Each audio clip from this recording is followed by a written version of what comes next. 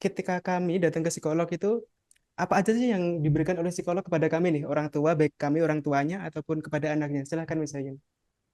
Iya, biasanya itu yang pertama dilakukan biasanya konsultasi itu biasanya.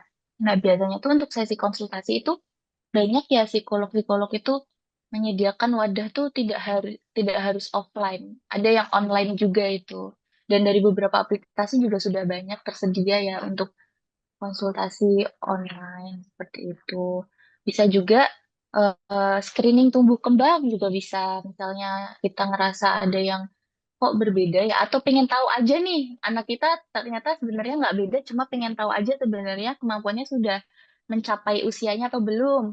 Itu juga bisa di screening tumbuh kembang ke psikolog anak seperti itu. Kemudian setelah sesi konsultasi atau screening tumbuh kembang, jika memang dirasa ada masalah, boleh lanjut ke tahap asesmen seperti itu. Dan di tahap asesmen ini eh, muncul nih biasanya nanti permasalahan lebih dalam seperti itu, atau bahkan bisa jadi penegakan diagnosanya bisa muncul seperti itu. Nah, jika memang permasalahannya sudah muncul semua nih di asesmen sudah keluar, oh masalahnya ada di sini, sini, sini, sini. Terus ternyata ada diagnosa tertentu yang tegak. Biasanya ada sesi di mana pembicaraan antara orang tua dengan psikolog lagi ya biasanya. Nah, kemudian baru lanjut ke tahap berikutnya.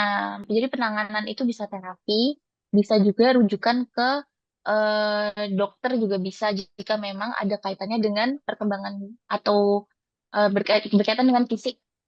Nah, seperti itu. Jadi bisa dengan dokter, bisa dengan terapi. Terapi ini juga bisa dengan psikolog sendiri, bisa juga dengan terapis lain. Nah, terapis nih kalau di breakdown nih juga ada macam-macam nih, Mas. Jadi memang cukup banyak ya untuk penanganan anak seperti itu.